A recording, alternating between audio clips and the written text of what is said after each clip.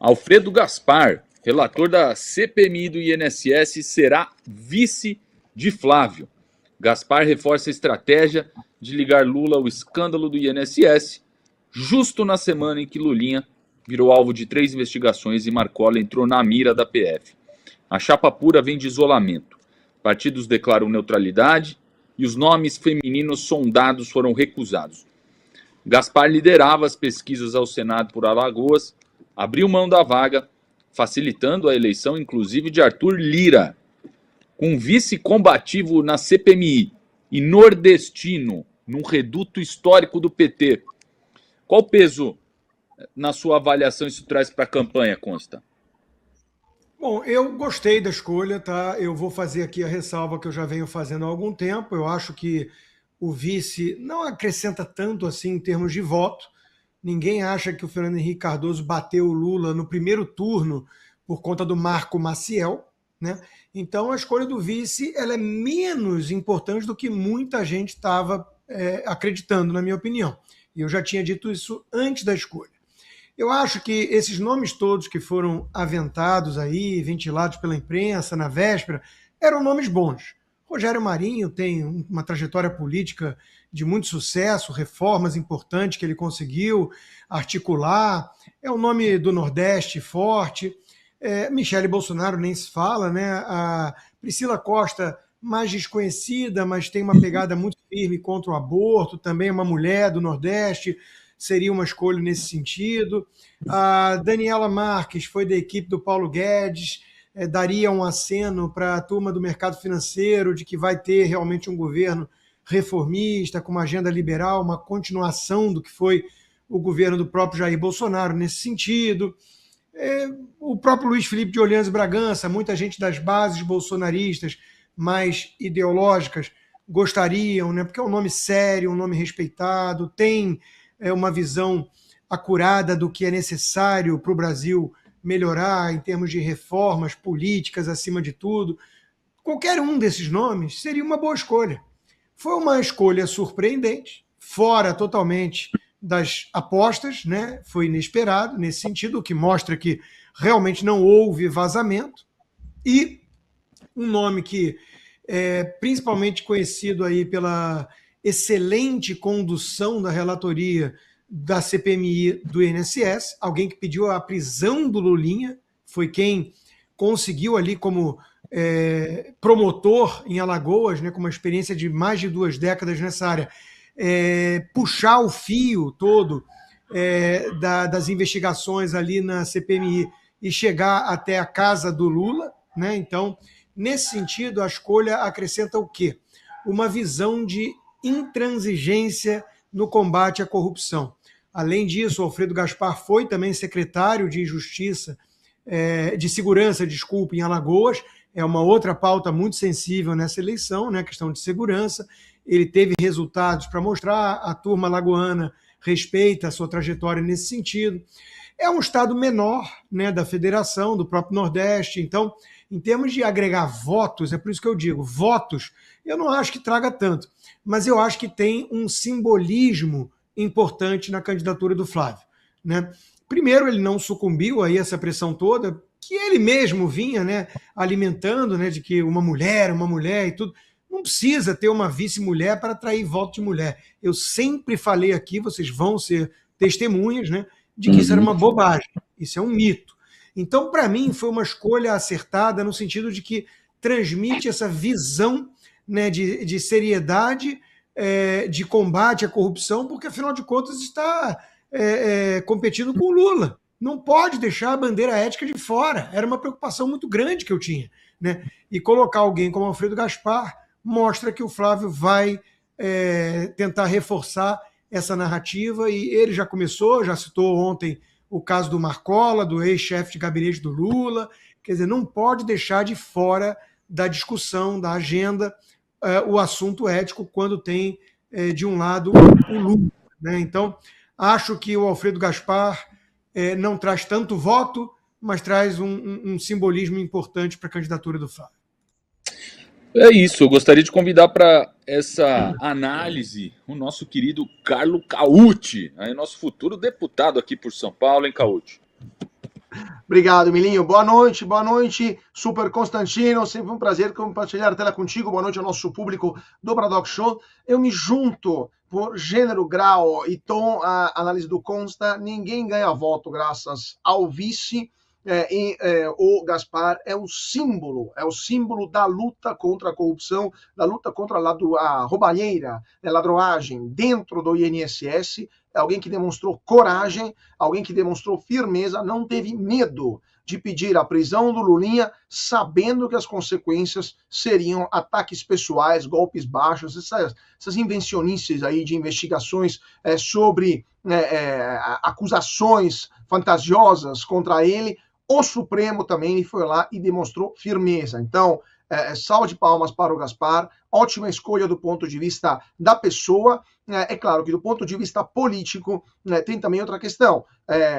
O Gaspar ele sai de cena de uma eleição lá em Alagoas, onde vai favorecer o Arthur Lira, é um sinal até para o Centrão, não sei se o Consta concorda comigo, para deixar o caminho livre, né, para o Centrão, num estado que elegeu políticos, vamos assim, de dúbia origem, né, ou de dúbia performance, né, de dúbio desempenho lá em Alagoas. Gaspar poderia ter sido um ótimo senador por Alagoas, agora vai encarar essa vice-presidência com o Flávio Bolsonaro. Mas, enfim, é uma ótima escolha do ponto de vista pessoal, do ponto de vista político, menos impacto eleitoral, mas algum impacto lá em Alagoas. E por último também, não sei se o Consta também concorda, é também um sinal para o Supremo Tribunal Federal de que não temos medo do Supremo, ou seja, o Flávio está dando um sinal também para o Supremo de enfrentamento do Supremo, e também é um sinal para o Congresso. Vamos supor que o Flávio seja eleito e tenha, por alguma razão mística, algum processo de impeachment ou de remoção dele da cadeira presidencial. Vão correr o risco de deixar o Gaspar como presidente da República? Será que ele é controlável? Será que eles sabem o que pode acontecer? Então, fica aqui também a mensagem para o Supremo e para uma classe política também, em caso de eleição do Flávio, fica bem mansinha, porque se o Flávio, né, a gente conhece, né, sabe o que pode vir dele, do Gaspar, ninguém sabe o que pode acontecer. Isso assusta muita gente lá em Brasília. Muito bem, é isso aí.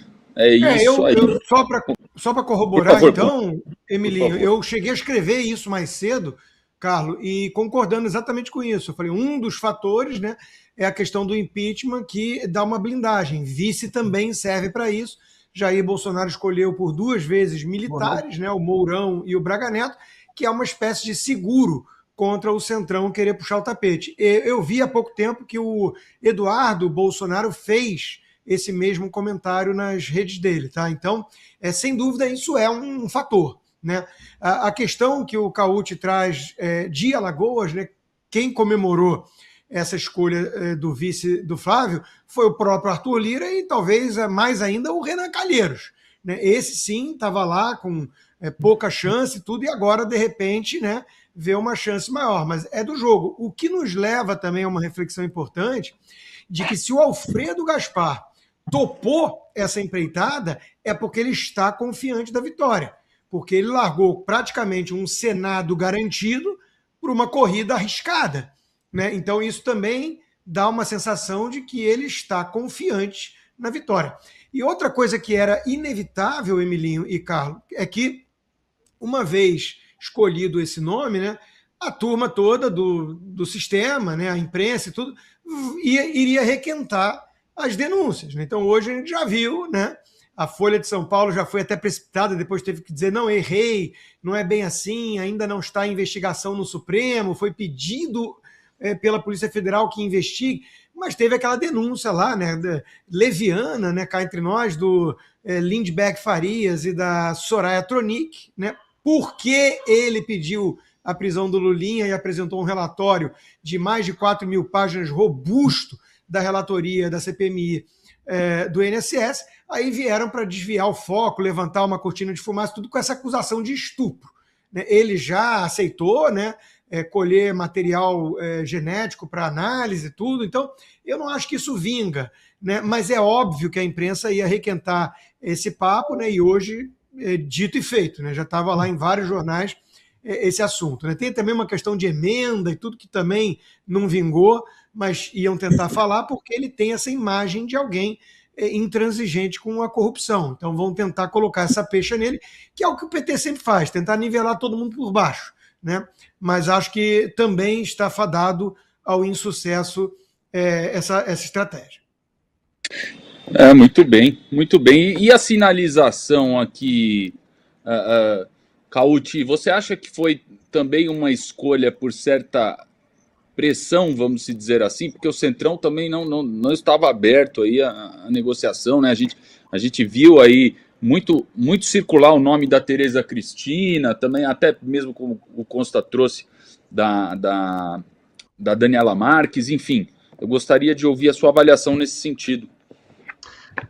Milinho, a escolha natural, inclusive eu mesmo conversei com o Rogério Marinho durante a convenção do PL, depois do Republicanos aqui em São Paulo, a escolha natural e o convite foi feito para a Tereza Cristina. Então, tudo indicava que a candidatura ia ser composta, a chapa ia ser composta pelo Flávio e pela Tereza Cristina. A Tereza Cristina até topou fazer parte da chapa, só que o seu partido, o PP, deu para trás. Falou, não pode ser, e ela teve, por disciplina partidária, que se alinhar ao seu partido. Então, a Tereza Cristina seria a escolha natural da chapa do Flávio. Por que não foi? Porque o PP está com medo de melhorar algumas das lideranças do PP, assim como muitas lideranças do Centrão, inclusive do Republicanos, que lembramos é o partido do Tarcísio. As lideranças do Centrão estão com medo do Supremo Tribunal Federal. Houve na velha imprensa, na imprensa estatizada, que não é exatamente bolsonarista, várias matérias foram publicadas mostrando como ministros do Supremo aconselharam de forma calorosa lideranças do Centrão a não oferecer a candidatura à vice-presidência ou não aceitar propostas para a vice-presidência junto com Flávio Bolsonaro. Senão, as consequências poderiam ser imprevisíveis. Para bom entendedor, poucas palavras, vulgo, caso algum partido do Centrão tivesse aceitado esse convite, o Supremo iria imediatamente para cima das lideranças, investigando questão de emenda, questões prévias, todo mundo tem um esqueleto no armário com o Supremo, ou seja, muita gente do Centrão estava com medo de ir presa até o final do ano, caso tivesse aceitado a vice-presidência junto com o Flávio Bolsonaro por vingança do Supremo. Então, em primeiro lugar, isso demonstra que esse daqui não é um país livre, porque não estamos falando, então, de uma candidatura espontânea, de uma dinâmica política que pode ser feita na base de uma convergência de ideias, mas é apenas uma escolha orientada, ou melhor, é uma chantagem por parte do Supremo Tribunal Federal. Então, primeiro problema, mais uma vez se confirma como um regime híbrido, onde o judiciário consegue interferir até na escolha do vice-presidente da República. E é um problema que o próximo Senado vai ter que enfrentar urgentemente. Mas o segundo ponto, que é mais grave ainda, é a completa falta de coragem por parte da liderança do Centrão. Eles são um bando de frouxos, que demonstraram mais uma vez a sua ineptitude, a sua falta de adequação, a sua falta de atuação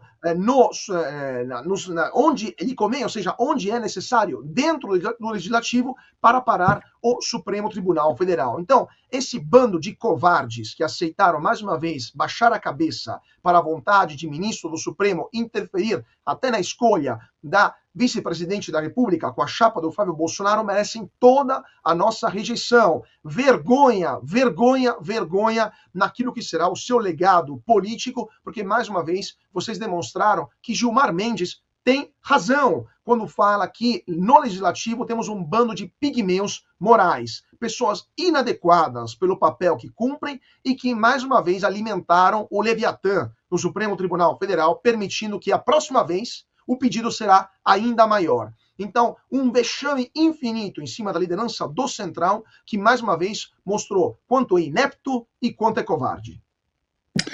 Muito bem. Consta, você gostaria de complementar mais alguma coisa em cima desse assunto? É um assunto correlato, né? Porque, como o Cauti lembrou muito bem, a escolha natural era da Tereza Cristina, né? Mas o Ciro Nogueira, o PP, né, vetou. Eu acho que cabe uma reflexão aqui em relação a dificuldade que foi montar a aliança partidária, uma coligação, né? O que isso nos diz em termos de informação para análise, né? A gente tem que pensar sobre isso, porque o Flávio tentou. Isso não é invenção, é confissão. Tentou e não conseguiu.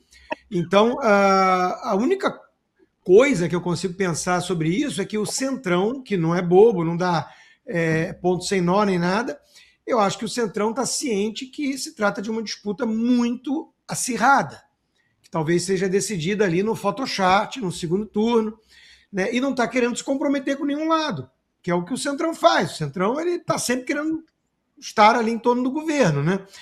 O Centrão não nasceu para ser oposição por muito tempo, ele pode ser pontualmente, tudo. Ele teria mais valor a oferecer numa mesa de negociações se ele desse o aval antes, porque ele está garantindo capilaridade com seus cabos eleitorais, prefeituras, tempo de TV, fundo partidário, tudo, palanque, tudo para ajudar numa determinada candidatura. Era o que o Flávio queria e tentou costurar com esses partidos. Não conseguiu. Então, o que esses partidos estão dizendo? Que eles não estão tão seguros assim de qual vai ser o resultado e preferem esperar e depois cobrar pelo apoio, mesmo que tenham que cobrar menos, digamos assim. Eu acho que é a única leitura que eu consigo fazer disso, né? Porque fazia sentido, né? Alguém como o Ciro Nogueira, do PP, foi ministro da Casa Civil, chefe da Casa Civil do Jair Bolsonaro, né? Que andava criticando, essas coisas são meio maleáveis, meio, parece nuvem, né? Essas posições políticas desses caciques partidários, tanto é que o Bivar, do PSL, que abrigou o Bolsonaro lá atrás, no início, está declarando voto no Lula hoje, né? Esse pessoal não tem nenhum compromisso com ideologia, nada disso, mas faria algum sentido esse pessoal, né, pelo menos do Republicanos, PP, União, quem sabe, né, eles estarem fechando ali apoio ao Flávio. Não quiseram, né? Então me diz que eles realmente estão com algum receio, digamos assim, do Lula realmente ser reeleito.